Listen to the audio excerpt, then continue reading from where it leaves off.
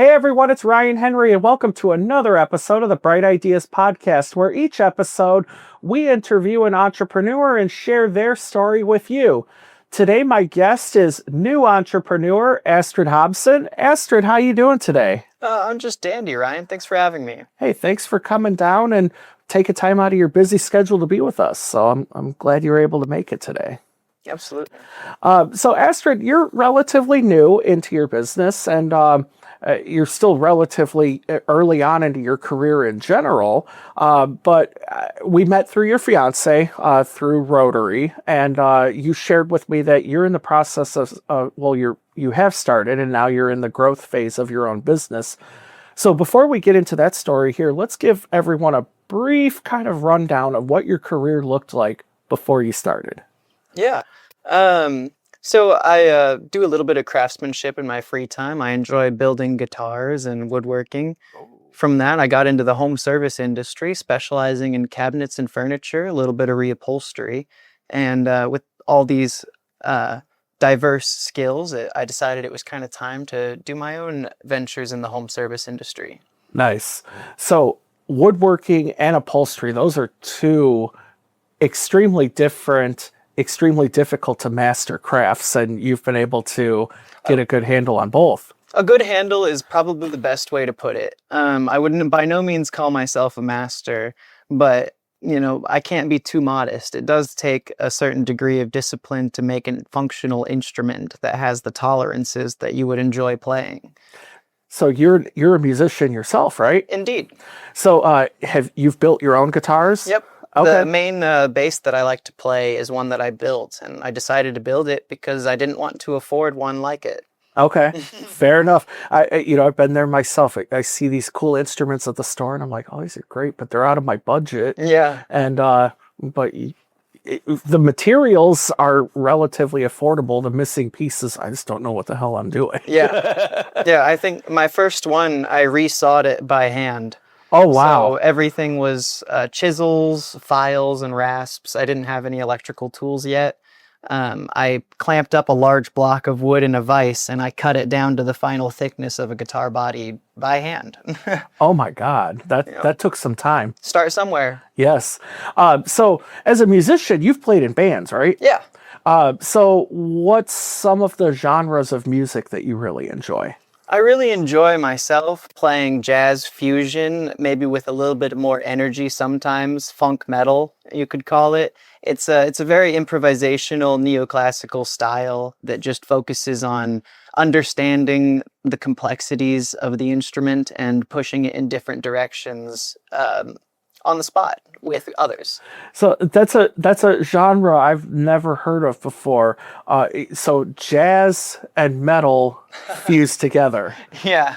Now I do know that if you look beyond the surface of metal, there's a lot of classical influences in there. So I guess it makes sense. Absolutely. But I would have never thought of those two genres meshing together and actually working. So you've been able to accomplish that. Yeah, if you take metal and play it on an organ with each instrument being a different manual or instrument on the organ, it'll sound just like any other classical piece. Interesting, just with a lot more distortion and volume. Yeah. And it depends on the band, because different bands have different writing styles. It's funny, the heaviest of the heavy artists that I may not even listen to myself typically have a degree of musical complexity that you wouldn't expect to find. Interesting. Yeah. So who are some of your heroes that made you want to pick up an instrument? I'd say Billy Sheehan is a good one. He just likes to set records on the bass. And then John Myung is from Dream Theater. Mm-hmm. Dream Theater. Yep. Victor Wooten, the king of slap, the inventor of slap. Flea from Red Hot Chili Peppers. Yeah. Some great inspirations. Oh, and Les Claypool. Les Claypool is the one that got me into it, for sure. And then everyone else I learned about because I picked up a bass. Okay. So you had that initial just watching Les Claypool and go, oh, that's cool. I got to get me a bass. Yeah. I think it was the song Lacquerhead. I was a drummer. I have a drum set. And I heard in Lacquerhead, there was a little solo that I thought was a little drum beat. And so I was trying to look up the part. and I realized that it was Les Claypool playing an interesting muted slapping pattern on his bass that I was like, you can make a bass sound like that? I got to try this. Nice. Yeah. And so, of course, as you grew up, you continued to practice, you built your own proficiency at it, and then played in some bands. So, what are some of the venues that you've played here in the Indy area that you just want people to know Yeah. about? I actually just drove past the Mousetrap. On Wednesdays, they have an open jam night. If you enjoy playing with others and you like to improvise, it can be as complex or as simple as you like. They really enjoy that jazz fusion style that I like to play. Um, and then the Melody Inn, I've played there a few times with the Dylan Salazar band. That's always a pleasure to go there. Huge support to the community. They really are a mecca for punk artists in Indianapolis. Yeah. Nice. So, of course, music is just one part of the many talents you have. And so when you're not playing an instrument, you're working with wood and refinishing things, right? Yeah, the next thing I'm trying actually is building a bow. I have plenty of lumber stock, and I've been trying to get into more woodworking projects in my free time. So I'm going to try building a bow. Nice. So let's talk a little bit about your business here. So you mentioned before we went on air, you spent a little bit of time selling insurance, and that kind of built your skills up, but wasn't something you wanted to do long term. And then you got into something where you were refinishing kitchen cabinets, right? Indeed. So at what point did you decide, okay, I got to do this for myself? I was refinishing kitchen cabinets for about 2.5 years, and I began to realize that there may not be as much of a corporate ladder at the company I was currently working at, which, no offense to them, but, I felt that I was limited by nothing other than how old I was when it came to the amount of responsibility I was able to take on and helping to contribute to the growth of the company overall. It was a little bit of ageism. I could sense it. But, I wasn't going to throw a fit. I just started making a plan to make my own way out. So they just kind of unofficially went, oh, you're just a kid on the job site. So they weren't necessarily watching your skills continue to grow. I think that could have been part of it. Maybe that's just me taking it personally, because at the end of the day, the company wasn't in a position to grow to a point where there was more positions above me. There was me, there was one person who also did the work alongside me, and there was the owner of the company. So that it's just everyone was going to come back to the same job every day for the remainder of their career. Yeah, there was no, yes. Okay, that's fair. And I mean, I could have just hung out and kept getting my annual raises and been comfortable, but I kind of wanted to take on a little bit more stress and build something for myself. Nice. So what was that first step for you? You're determined you're going to do your own thing. You're going to take on that stress. You want to offer your services directly to the client. So what's the first thing you did? The first thing I did, I went door knocking on a Saturday at 10 a.m. Okay. So how'd that conversation go? You knock on the door, the person answers the door, and they see you standing there. So what'd you tell them? Well, usually I like to wear my whites. I tried to wear something a little pretty today for the camera, but I wear like a nice white polo and white shorts that have a little tool pouch in it, so they know I'm a contractor. They don't think I'm there selling bug killer or insurance or home security systems. They can see that I've, maybe there's a little paint spot on my shirt. They can tell it's something different.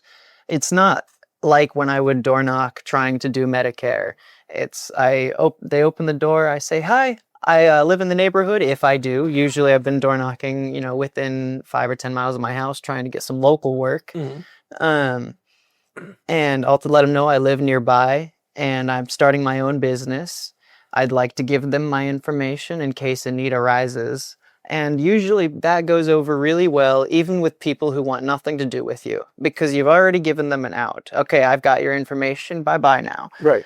But a lot of times people do like the sound of it. They like the sound of a young strapping lad trying to start their own business and make it in the world. And so they might say, oh, I have a friend who said they're looking for a painter, or actually my bathroom has wallpaper I need taken out. It's so old. And then I can schedule an estimate from there, or I can just get some information and talk at a later date. I don't like to be pushy. I don't do door-to-door sales. I do door-to-door introductions. Okay. And that's an important distinction because I think everyone's had the person knock on the door.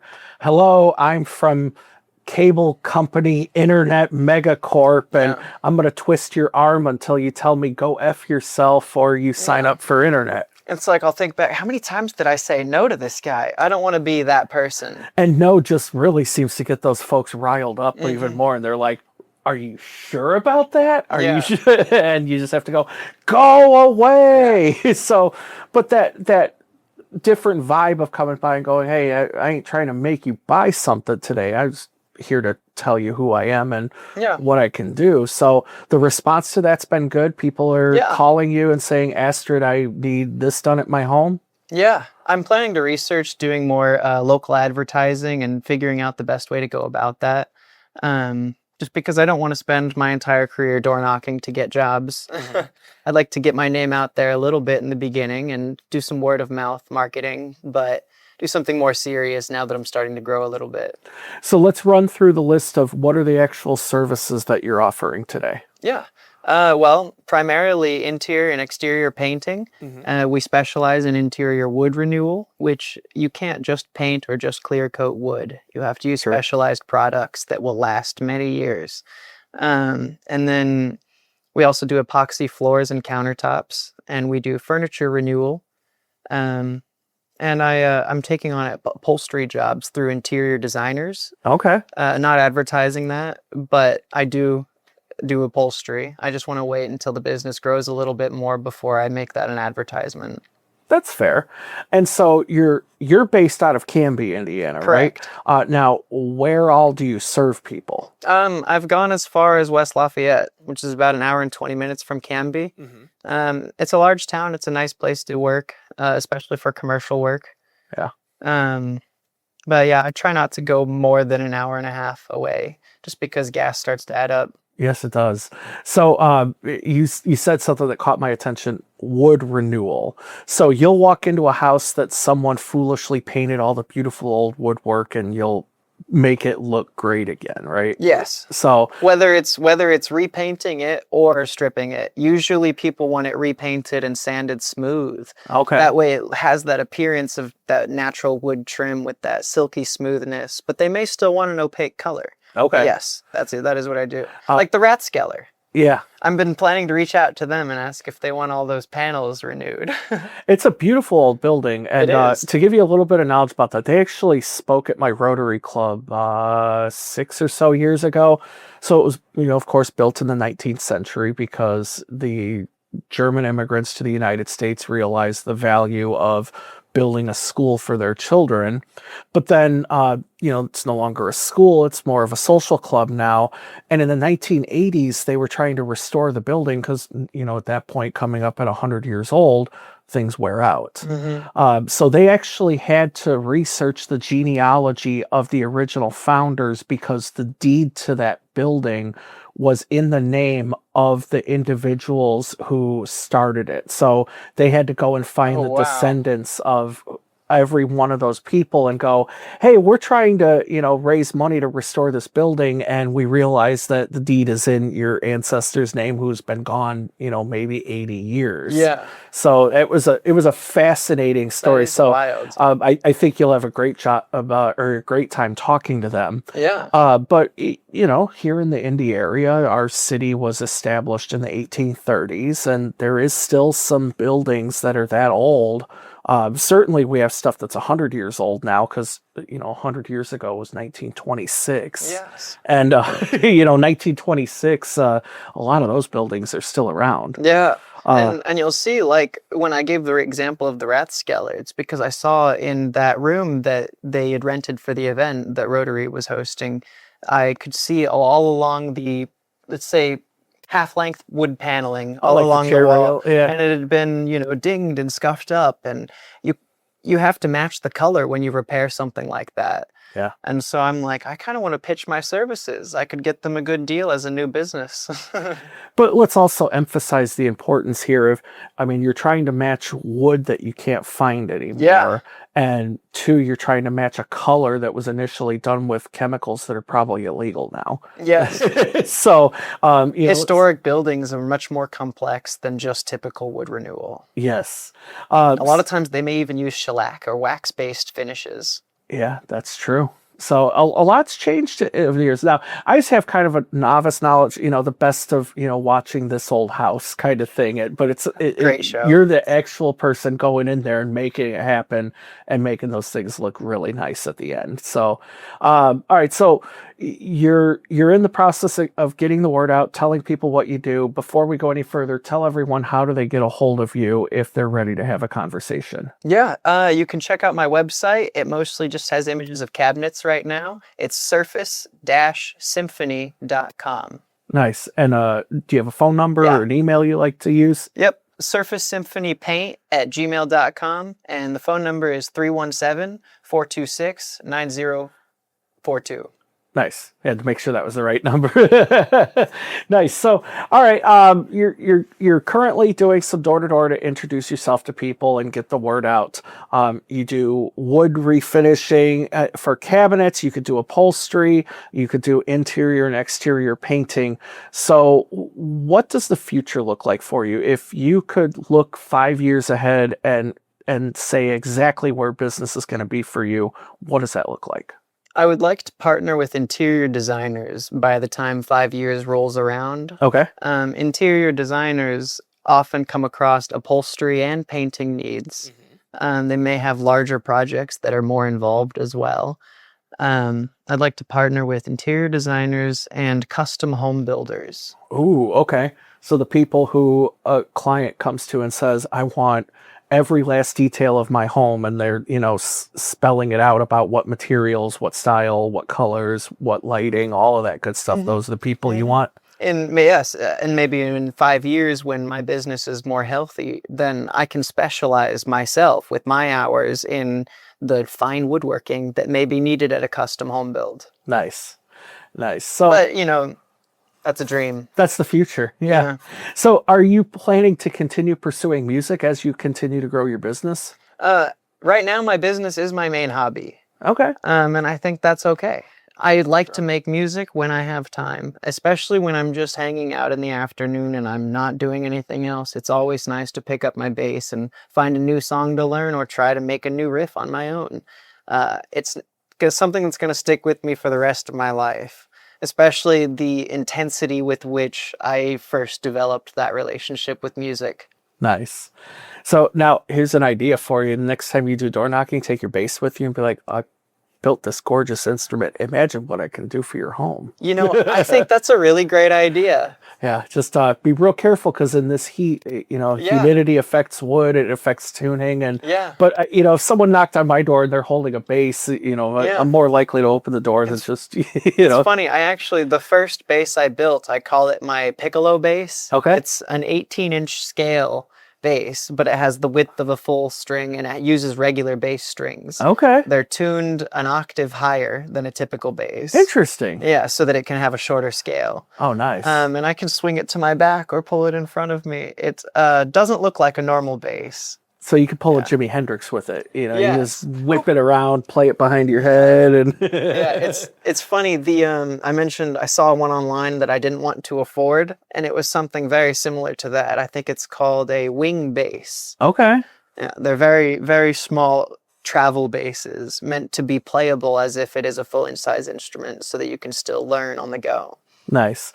So Astrid, one more time, give everyone your contact info for how they can get a hold of you. Yep, it's surface-symphony.com or surfacesymphonypaint@gmail.com. And my phone number is 317-426-9042. Awesome. Well, Astrid, thank you so much for being our guest today on this episode. And to everyone watching, for your painting, upholstery, woodworking needs, give Astrid Hobson a call. And Thank you very much for watching this episode of the Bright Ideas podcast. If you enjoy what we do here, be sure to like, share, and subscribe. And if you own a business and want to share your story here, comment below because we're always looking for more people to interview on future episodes. Thanks for watching.